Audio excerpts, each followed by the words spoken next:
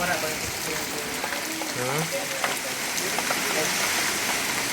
Oh, rago na ako.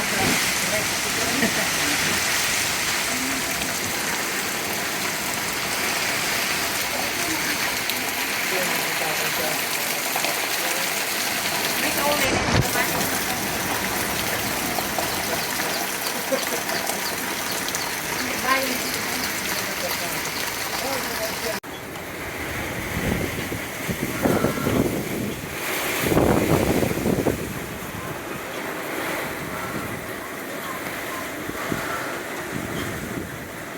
Problema kan baga nila sa Karong nindo. dahil manok na. Ano lang ka? Ano? Lama na lang ito. Ayun. Nakirmano nga ako.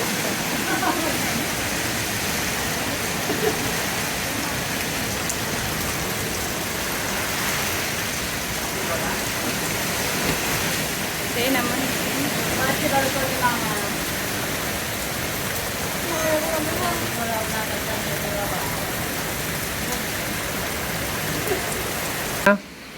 Baka mag-ano, baka may mag-live na ano. Saraduhin nindo dyan man ito.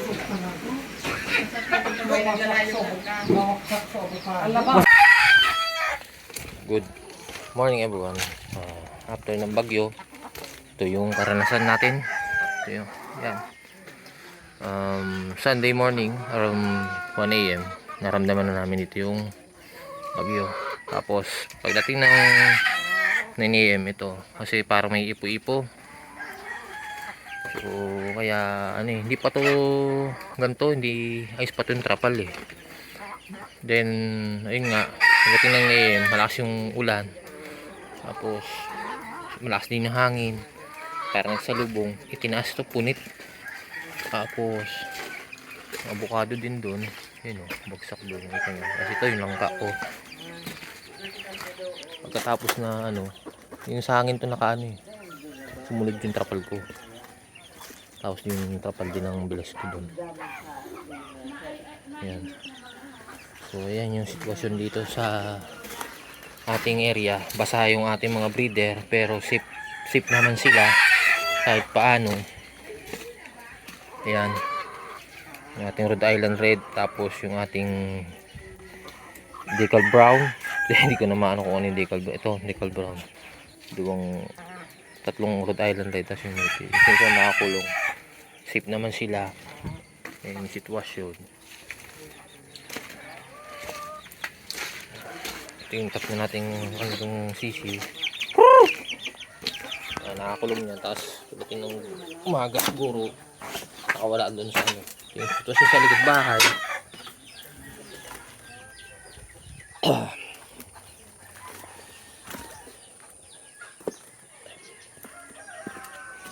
Yan yung ating ano.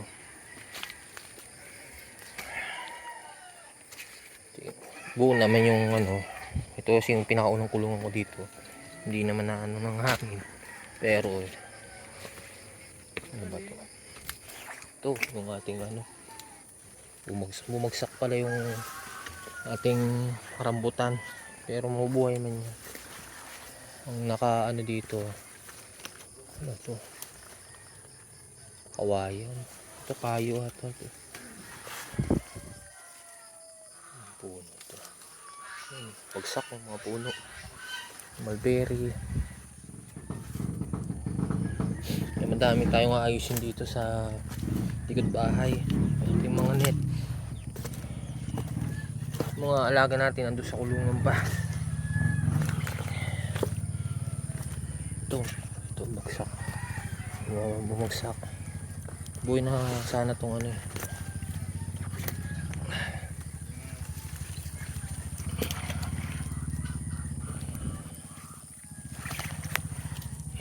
Yata yusin. Yan yung sitwasyon. Ito sa kayo ano nangyari. Yan o. Pumunta dito. Oh. Nilipad ng hangin yung sanga niya pakasiring papunta dito. Yung mulberry natin ayan buhay naman pero siyempre dahil doon sa kayo Kaya mahirap magpalaki ng ganyang ganyang puno kasi itong gandong puno napakalambot nito. Pag pinalaki mo yan, yung pinalaki, tiniyaan mo, at sa oras ng bagyo, yan ang mangyayari. Kaya hindi dapat nag-aalaga ng ganyang puno. Kumbaga, ito yung ating putol natin Jimmy na pinagkukuhanan ng pagkain ng kambing. Yung bayabas, tatayo lang natin yan, tutubuli yan. So madami tayong ayusin ating mga net area dito sa likod. Ating saging wala, matayo natin lakatan. Bumagsak yung doon, yung palatandaan ng sa lupa, ayusin din natin yan. So madami tayong aayusin. Yung kuryente na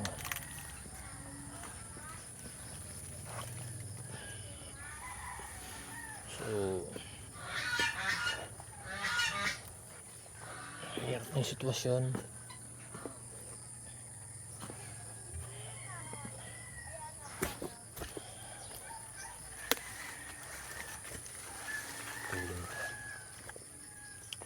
Tuling.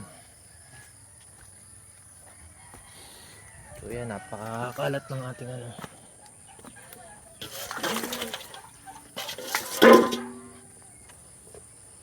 yung putol yung yan, dapat ito putulin na ito kasi hindi maganda yan.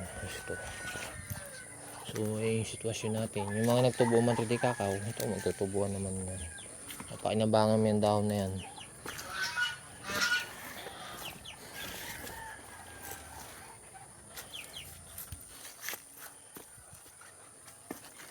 Sitwasyon.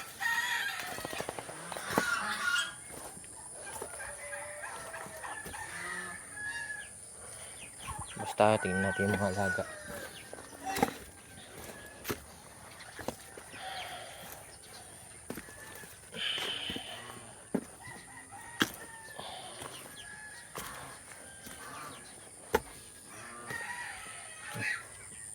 Kaya napakahirap ng may malalaking puno sa ating area.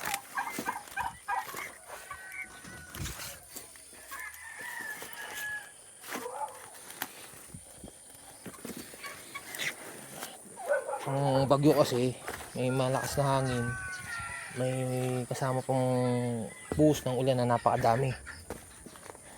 Kaya yan ang naging dito, hindi madaanan dyan. Ayun, kaya tiis yung mga mga lagaw. Papakulan natin yan pag nasikip natin yung spot dito. Sige tayo sa iba. Ito. Mahalis lahat. Ayan. Yun, diba yung ating kapitbahay. Ayan. Ayan tayo.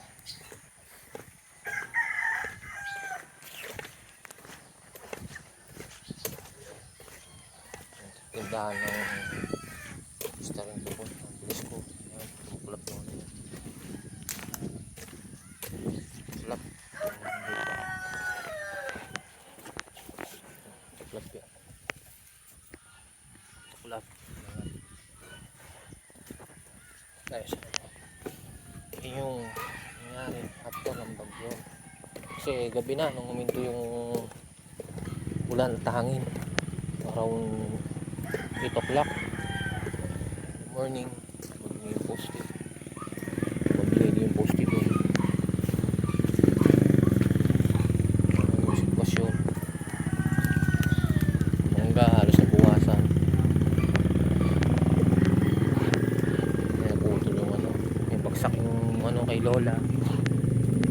Kaya yung sitwasyon natin.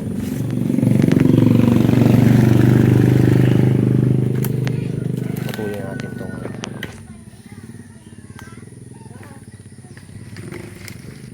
ayan, nakita nyo na.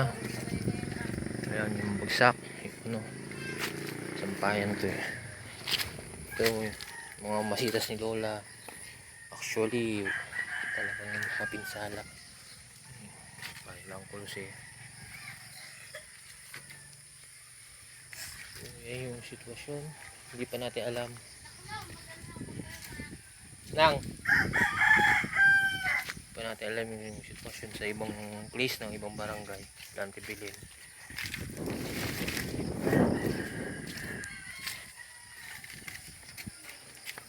Na ano siya. Orchids ni Lola.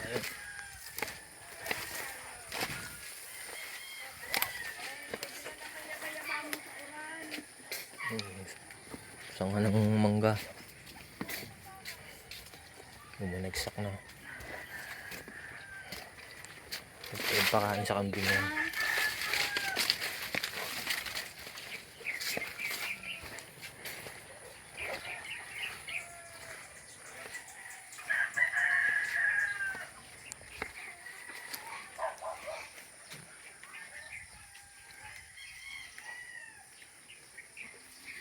Bahay niya ang Kolose. Malibago. Yung sitwasyon ngayon. So,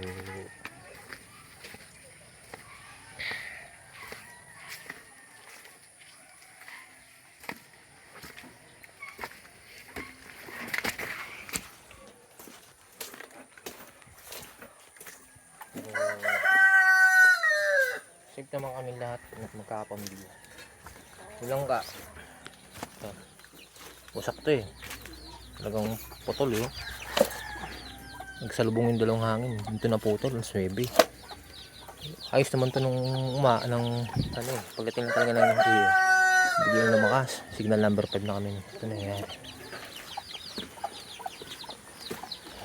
Yung sitwasyon. Mataas. Nito makikita natin kung gaano nakapinsala ang bagyong uwan.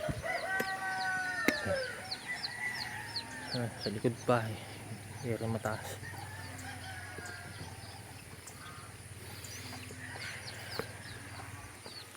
So napakahirap ng nangyari, pero pinaka-importante sa lahat, safe kami. Ako ngayon malakas yung hangin, dapat dasal na sana hinto na. Kasi mas malakas to eh. Kay Ulysses na unang naranasan ko, mas malakas to. Kasi ano sabi.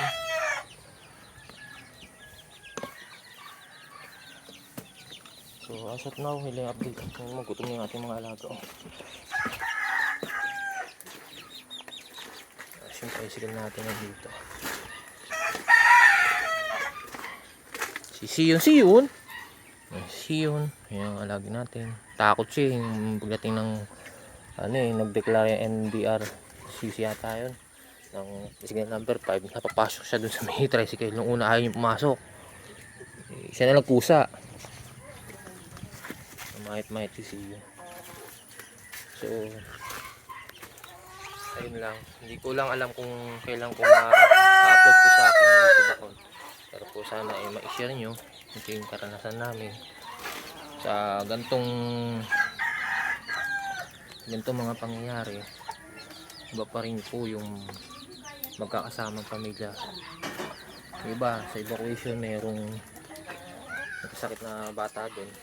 So sa ambulansya parang nagdi-convulsion, kaya tawag ng tapos mayroon pa din yung partition. Muntik na yung baby na mabagsakan ng partition. Buti na lang hindi natuloy yung pagbagsak ng partition. Yung mismo sa hinahiga na mag-ina. So yan. Ito yung hindi ko pa alam sa pa yung pinsala sa bayan o dun sa Iraya bumagsak yung kalo. Matindi po ang karanasan.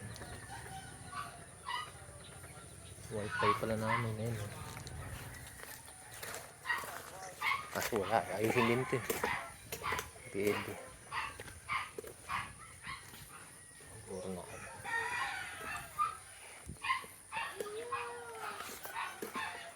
So, yun lang po. Yun yung sabi ko. Iba pa rin yung taos ng gantong trahedya bago dumating yung bagyo.